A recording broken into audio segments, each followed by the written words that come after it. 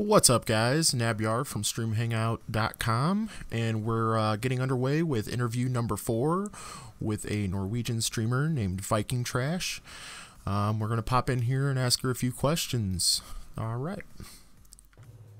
Hey, what's up, Viking? How are you? Oh my god. Is that super loud? I'm so sorry if it is. Yeah, it's fine. Hi, how are you? Sorry, I just got on a new mic setup, so it's super loud. I apologize. I'll turn your volume down here. It's always loud when I get new people in Discord. So oh, okay. Okay, I'm glad I'm not the only one then.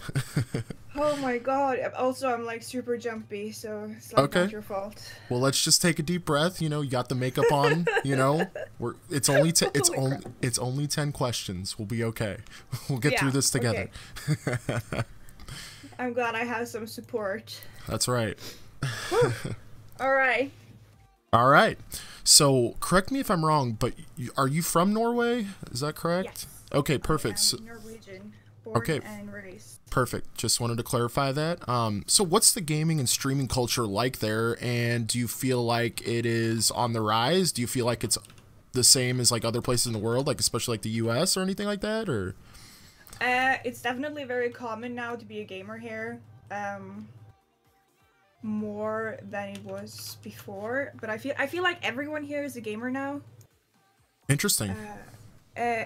Well, most people and everybody here wants to be a streamer. Being a streamer here is more common than I thought it was, because there's a lot of Norwegian people streaming and they have quite the fan base, it seems. Yeah, I've noticed that. That's really interesting, and that's cool. That's cool. But it's definitely on the rise, because gaming is becoming more of a mainstream thing than, you know, those, you know, enclosed people that just sit in their mother's basement sort of stereotype. We don't have that stereotype here anymore. Yeah. I feel, at least. Well, I mean, it's the same with the US too. Like, everywhere in the world is getting out of that stigma of, you know, it is that, like, that nerdy person that's sitting in their basement and, like, you know, like you said, and it's becoming more of a cool thing, right? Like, you know, in a way. Yep. All right. No, well, it's definitely the same. All right, cool. So, so do you feel like streaming in the English language has helped your stream, and how often do you find yourself speaking anything other than English to your viewers?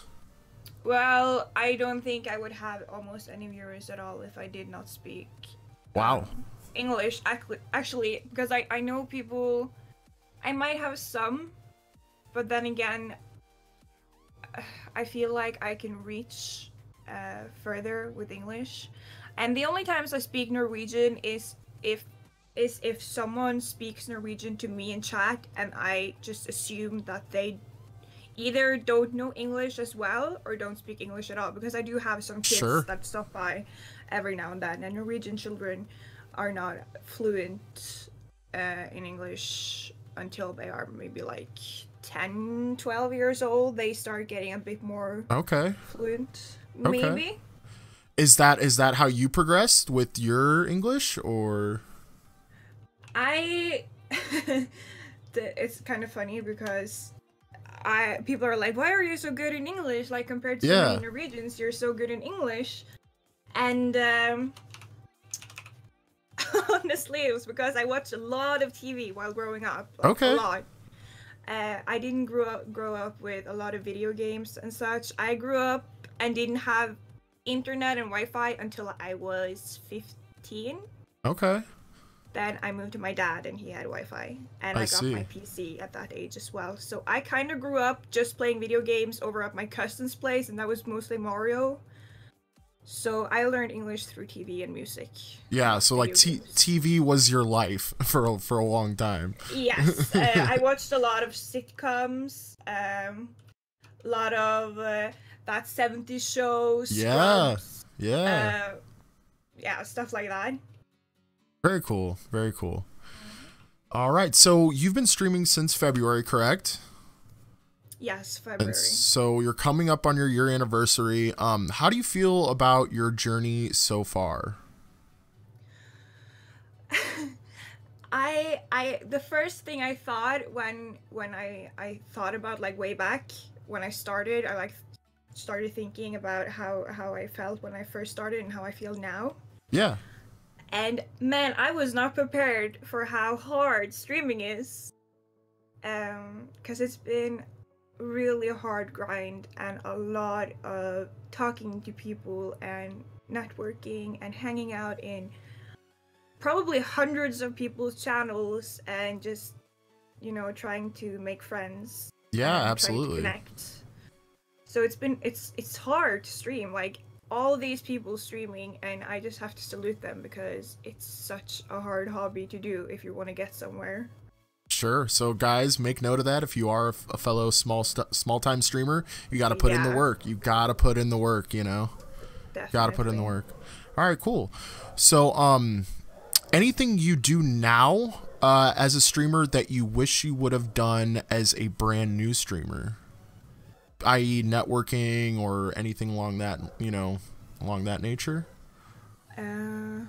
Or like do you wish like you would have engaged people more, you know, back when you were newer? Maybe, but I feel like compared to now, I did things pretty much the same, but I feel like I should have been more strict with what I tolerate in my chat. Interesting. Because I tolerated a lot more when I was starting out, because I really wanted people to like me. I really wanted people to stay. Really wanted to like not come out as like a bitch or, you know, like because I got that a lot. And now I'm more strict with rules. I'm more strict with what I allow in my chat. Yeah. You know, I don't like let things just pass me by, kind of. So basically what you're saying is you tolerated the creepers. Pretty much. Okay. I was like, okay, haha, that's funny, you know. I had this guy earlier who was calling me BBB all the time, every time he came. Uh-huh. And I just tolerated it like that, like it was totally fine. And I was like, okay, but aren't you like basically calling me fat? And he's like, no, like this is a good thing. But BBB is a category in porn, like big beautiful women. So he was not only like calling me a big girl, but he was also sexualizing me in my own chat, in my own stream. Yeah, absolutely, and that shit should not be tolerated, you know. Yeah, so I just let him do that for months until I just had enough and banned him. Good for you. Good for you. Yes. But I should have banned him so early. I should have banned him like instantly. Yeah. Well, I think a lot of other younger female streamers go through the same thing you went through. Yeah. So definitely. Good for you though. That's awesome. Good for you. I just really wanted him to like me and come back and like be a viewer. But it wasn't worth it, right? Yeah, not worth it. Not worth it at all. So other younger female streamers, take note of that. Like seriously, you shouldn't have to tolerate the bullshit. Not at all. All right. Well, good stuff. Good stuff. Yeah. All right. So, are there any reasons why you no longer stream PUBG and or Overwatch? And did you feel that The Witcher 3 brought you more viewers or different types of viewers than PUBG or Overwatch? I did not start out as a online player, like multiplayer sort of person. Overwatch was my first online game where I played with others, interacting with others. I played some RPGs such as Elder Scrolls Online and some other like smaller, but not as much. And I didn't really interact with anyone. I was just playing alone and like doing my own thing. But then I started with Overwatch and it was fun at the start. And then now the last couple of months I had to cut down because it was affecting my mood. Yep. I got a little anxiety from people being overly mean to me during competitive matches in Overwatch, and Overwatch is like has been my life since it launched, so it's really like sad that I feel like that about it, but then again, that's just how I feel. Yeah. And PUBG is just, I just realized I'm really bad at PUBG and I got a little salty, so I haven't touched it in a while. You're not alone. Yeah, I'm just annoyed with, like, it's always crashing on me, it's bugged, it's just so flawed, and it's annoying. Yeah. I'm just waiting for their next patch and it to stop being, like, early sort of thing. I just make it a real game already. I agree. I completely. They have the backing, you know. They have the popularity. They should do it, you know. And it was a lot of hackers, and I was just getting tired. Yeah. So yeah, I've been giving it a break. I'm just waiting for things to settle. Cool. Okay. Well, yeah, I'm excited for the new desert map when that does drop. So. Yeah. Same. We're probably going to see a ton. I mean, there's already a ton of PUBG streamers, but I will see a lot of people returning to the game once that map drops, I feel like. I probably will. I had a lot of fun playing with my friends on that. I don't like playing it alone as much, but playing with my friends has been really cool. Yeah, no, playing as a squad is definitely the way to go. Yeah. Cool. All right. Well, so what do you love most about the community that you've built so far? What do you love most about your viewers so far? I have a couple of viewers that are not afraid to kind of like tease me and be sarcastic.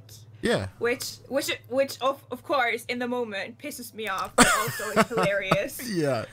It's really great. I have some viewers. They dare to like push my buttons and sort of like joke and stuff. And my stream is very uncensored, so you know we'll make sexual jokes or kind of like borderline, you know, not political correct jokes sometimes, and it's like it's all cool, no one gets offended, and it's all just fun, really. Yeah, because they're more of a regular, and you know that they're joking, and so on and so forth. And they know how far they can take it. Exactly. Yeah. I think I've been very clear what I think is okay and not okay. Good. And I think new viewers also get that pretty fast, where the limit is. Yeah, I mean, even myself, I feel like that's absolutely true about you, for sure. Yeah, for sure. Good. I'm glad. So, any big plans for the stream in the near future? Any giveaways or anything cool like that you'd like to let us know about? No, I have been asking my viewers constantly that when we reach 800 or 1000, what they would want me to do.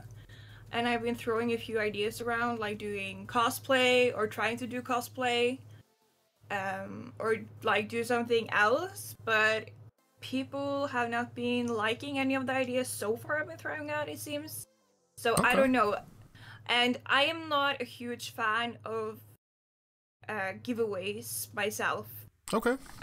Probably weird for a streamer, but a lot of my streaming friends have been doing a lot of giveaways, and it's just resulting on people coming and then leaving. Right. Thank you for the follow. Welcome to the clan. Sorry, I just had to. No, you're fine. No, absolutely. if you need to interact with chat at all or the stream, by all means. I mean, this is an interview about your stream, so yeah. feel free. Feel free. Okay, well that's interesting, and it also is very true. It does bring a lot of the leeches, so to speak, that just come in and act like they're, you know, a supporter or a viewer or whatever, and then as soon as they get, you know, a chance at a prize, they just skedaddle, you know, and yeah. Hey Newt, welcome to the stream. But yeah, no, I don't. We talked about it, me and some other streamers just recently, that they didn't experience having an organic growth, as I would call it. Yeah. While doing giveaways, because people were coming, people were following and participating, and then they never saw them again, and they unfollowed as soon as the giveaway was over and they didn't win.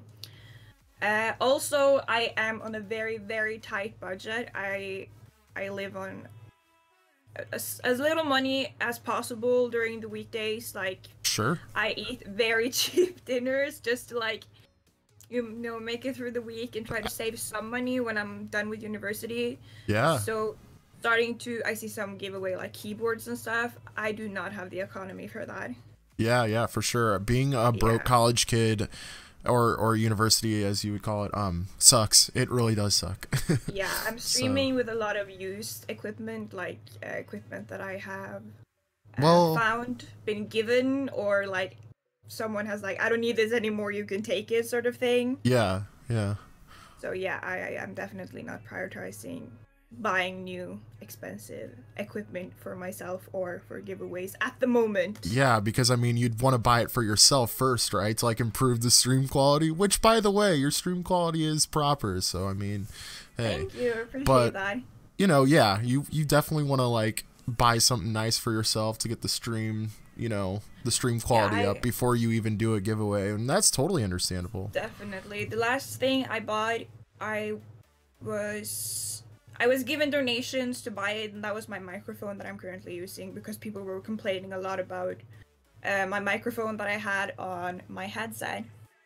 I have the HyperX Cloud 2 headset, and the sound is great, the headset is great, the microphone is absolutely terrible. So, that is the consensus for most, I feel like. Yeah, so people were like, oh my god, get a proper microphone, I can't stay here and listen to this, and I'm like, I'm sorry. I'll try to like save up for a microphone, and I did, thanks to some viewers that donated enough for me to buy a new microphone. That is awesome. That is awesome. All right, so you obviously mentioned networking earlier. What is the one thing that you think is the most important thing about networking that a young streamer can do? I think the most important thing, if you're starting out as a streamer and you want to network with other people, don't expect to get anything in return. Okay. If you give people hosts, if you watch people, because you're gonna end up really bitter and being like, I help this person, they don't give me anything in return. That's how the streaming community is. A lot of people will receive and not do anything back, and that's just how it is. I have been hanging out in people's chats for forever and never seen them in my stream, and that is totally fine. Thank you so much for the follow. Welcome to the clan. So don't expect people always to give something back all the time, because it won't happen. It's not realistic. And I was very discouraged at start when I was like feeling like I gave people my all. Yeah. And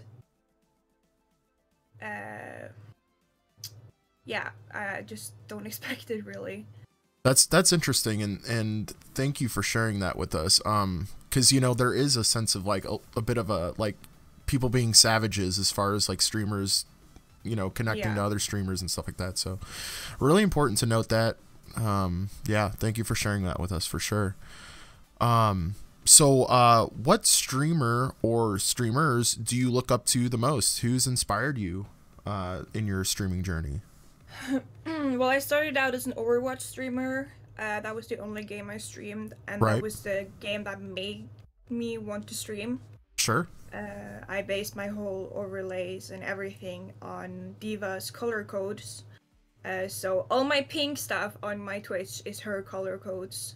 Okay. So one day at school, I was just like, I had a break and I was looking at Twitch, and I just started, and I went in the Overwatch section of streamers, and there was a girl pretty high up on the list, obviously a big streamer. Sure. And she was so chill, she was so comfortable to like just sit and chill in her chat and just watch what she was doing. She was so nice. And she is called Queenie, a pretty big Overwatch streamer. She is Swedish, but she lives in England. Okay. And if you heard about Valkia, she's Valkia's girlfriend. Okay. And that is like the first streamer I subscribed to, because I just felt like something clicked and I just felt at home. So I really look up to her streaming wise, just how to stream and how to behave on stream, sort of like how to handle different things. So she's been a role model. She's very chill. She doesn't stress about anything a lot. If someone trolls, she's very adult about it. And she doesn't, when she plays Overwatch, she doesn't like rage and become really angry in a kind of like tasteless way. She's always very like, but at the same time, she's not fake. She's very honest, very genuine, I feel. Yeah. And also just a super kind person. I sent her a message on Facebook once just asking about something, and I did not expect to get a response, because she probably gets messages and people contacting her all the time. Right. And she responded, and we just talked a bit about the thing I asked about and just random things, really. And it was so nice. That's so, awesome. Yeah. Definitely a streamer I look up to. Got to connect on that personal level with a bigger streamer is always Yes. a good feeling. It definitely is a good feeling. Definitely. Cool. So, anybody you would like to shout out or anything you would like to plug before we end our interview? Yeah, Twitch Connect group on Facebook. Okay. One of the best Twitch groups on Facebook because I got my whole Twitch family there. Cool. So, Gay Level is an awesome streamer. He makes graphics, and he has helped me a lot with my streaming journey, and I would not be where I am today without him. Awesome. And Love and Chaos, Captain Gecko, Charlie Comatose. She's called Comatose Games, I think. And I'm afraid of forgetting someone. Nismo has also been a really cool dude. That's like the Twitch Connect fam, which I found a lot of support. And I can ask them of help and anything. Yeah, for sure. And we will add all of those links below the YouTube video, of course, if anyone would like to check out any of the streamers that she has mentioned. All right, well, thank you so much again for your time. I know it took us a while to kind of set this up, but I'm glad that we got it done. And, it was worth it, honestly. I had a good time. No, thank you so much for your time. And don't forget to check out VikingTrash on Twitch TV. Thank you again. Thank you so much. Thanks. Appreciate it.